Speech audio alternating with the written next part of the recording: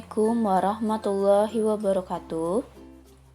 Kita kembali lagi dengan pelajaran tema 3, subtema 1. Sekarang kita masih memasuki tema 3, subtema 1. Seperti biasa, sambil menonton video ini, kalian juga membuka buku paket tema 3 kalian dengan halaman. Sekarang kita akan membahas halaman 9 yang ayo membaca. Di sana kita akan mempelajari tentang iklan. Manfaat iklan. Manfaat iklan itu ada dua seginya. Ada yang manfaat positif, ada yang manfaat negatifnya. Sekarang kita akan membahas satu persatu. Yang pertama, kita lihat manfaat iklan dari segi positifnya. Berikut ini uraian tentang manfaat positif dari iklan, antara lain sebagai berikut. Mendapat informasi penting. Jadi kita akan mendapatkan informasi penting tentang makanan, minuman, obat-obatan, dan lain-lain. Jadi berkat iklan kita mendapatkan informasi penting tentang semuanya itu. Yang kedua ada mendapat masukan bagi yang ingin memiliki produk. Karena orang yang melihat diharapkan dapat mencari dan membelinya. Ketiga, iklan dapat meningkatkan kepercayaan konsumen terhadap produk. Jadi karena iklannya sangat menarik, dibuat semenarik mungkin, maka konsumen akan jatuh hati terhadap produk tersebut. Jadi kita percaya untuk membeli produk yang diiklankan. Dan itu adalah manfaat iklan dari segi positif. Jadi Ibu menjabarkan 3 manfaat positif pada iklan. Setelah positif, sekarang kita lihat ke sisi negatifnya. Ternyata iklan juga memiliki sisi negatifnya yang berakibat negatif. Yang pertama, iklan secara tidak langsung menyuruh kepada konsumen untuk membeli produk yang sebenarnya tidak terlalu dibutuhkan nih. Biasanya kita nih ngelihat iklan, lapar mata, langsung beli tanpa kita sadar produk tersebut tuh benar-benar kita butuhkan atau tidak. Yang kedua, iklan mengakibatkan harga barang menjadi mahal karena adanya biaya promosi. Ada juga iklan yang dapat berakibat negatif, misalnya iklan yang tidak jujur atau memberikan informasi berlebihan. Jadi saking ingin dibeli oleh konsumen, kadang iklan itu melebih-lebihkan produk tersebut. Jadi namanya itu pembohongan publik. Iklan seperti itu seringkali sangat menggoda karena muncul terus-menerus. Produk seperti inilah yang sangat merugikan untuk kita. Dan kita tadi sudah membahas halaman 9 sampai dengan 10. Membahas manfaat pada iklan dari segi positif dan negatifnya. Kalau kamu lihat di halaman 10, di sana juga ada unsur-unsur iklan. Iklan harus memenuhi unsur-unsur berikut agar tepat sasaran. Di sana ada 6 unsur. Kamu baca. Setelah itu, kita akan Membuka halaman 12. Tentang materi sistem pencernaan hewan. Hewan itu ada dua, hewan vertebrata dan invertebrata.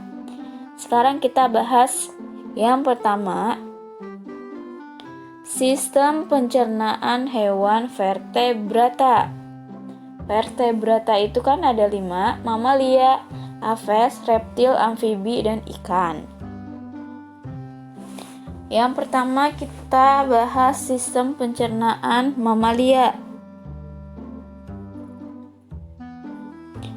Saluran pencernaan pada hewan mamalia terdiri atas mulut, kerongkongan, lambung, usus halus, usus besar, dan anus.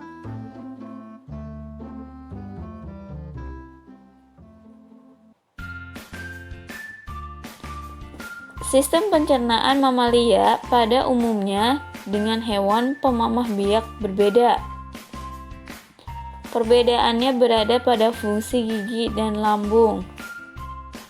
Lambung hewan pemamah biak itu pemakan rumput ya.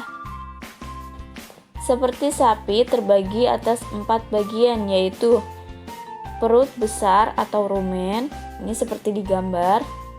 Di gambar ini adalah sistem pencernaan pemamah biak, tapi termasuk mamalia. Perbedaannya itu hanya ada di gigi dan lambungnya. Lambungnya itu terdiri dari 4 bagian. Ada rumen, retikulum,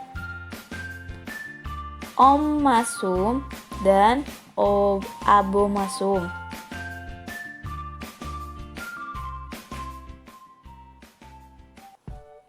Yang kedua, sistem pencernaan aves atau burung.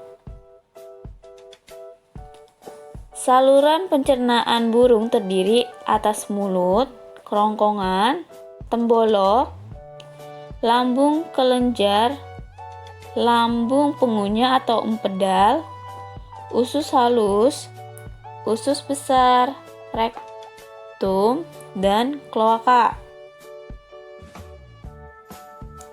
Nah, ini organ-organ sistem pencernaan pada burung atau aves dari mulut sampai dengan kloaka.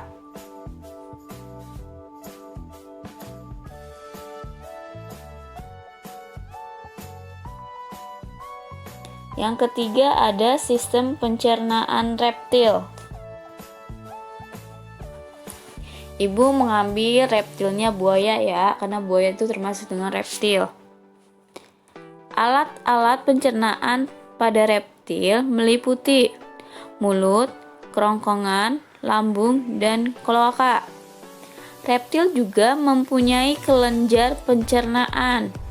Kelenjar pencernaan reptil terdiri dari kelenjar ludah, hati, dan pankreas.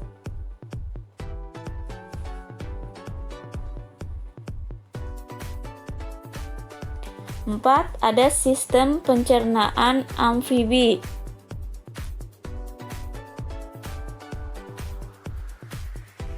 Saluran pencernaan katak terdiri dari mulut, kerongkongan, lambung, usus, dan kloaka. Yang terakhir, ada sistem pencernaan pada ikan.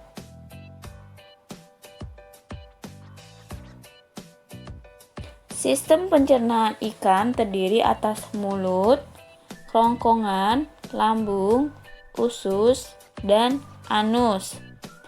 Di dalam rongga mulut ikan terdapat lidah pendek yang berada di dasar mulut. Gigi ikan tumbuh pada bagian rahang atas dan rahang bawah, bahkan ada yang tumbuh pada langit-langit mulut. Ikan tidak mempunyai kelenjar ludah, tetapi mempunyai kelenjar lendir di mulutnya. Lambung merupakan pelebaran dari saluran pencernaan. Itu tadi adalah penjelasan atau saluran-saluran pencernaan pada hewan vertebrata. Setelah hewan vertebrata,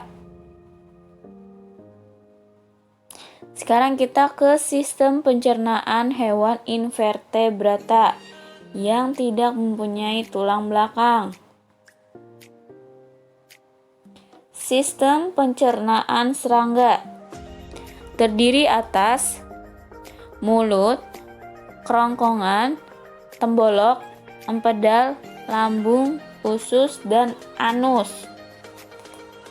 Mulut belalang terdiri atas beberapa alat-alat mulut, yaitu ada bibir atas, bibir bawah, dan rahang atas, rahang bawah. Bibir atas berfungsi sebagai alat pengecap. Bibir bawah mempunyai sepasang alat peraba. Rahang bawah mempunyai gigi yang tajam untuk mengunyah makanannya. Rahang atas mempunyai sepasang gigi yang besar untuk memotong daun. Itu adalah saluran pencernaan serangga, dan ibu mengambil contohnya adalah belalang.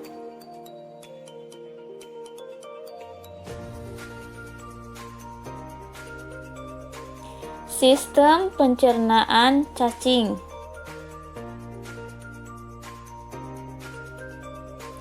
terdiri atas mulut, kerongkongan, tembolok, empedal, usus, dan anus.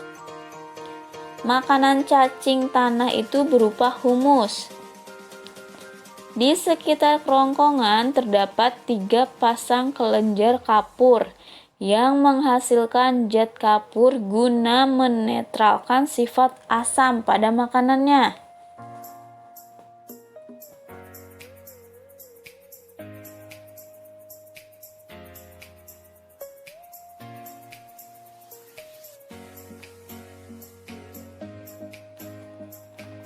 Itu tadi adalah saluran pencernaan pada hewan invertebrata. Ibu hanya mengambil 2, serangga dan cacing. Dan untuk materi hari ini sampai di sini. Kita membahas manfaat iklan dari sisi positif dan negatif dan sistem pencernaan hewan vertebrata dan hewan invertebrata. Seperti biasa, ada tugas untuk kalian. Hanya ada 5 soal untuk hari ini. Kalian tulis kembali soal ini dan dikerjakan di buku tulis tema. Setelah selesai, hasilnya kalian kirim ke Google Classroom kelas 5. Jika kalian masih ada yang belum paham dalam materi hari ini, kalian bisa langsung hubungi ibu. Terima kasih untuk hari ini. Wassalamualaikum warahmatullahi wabarakatuh.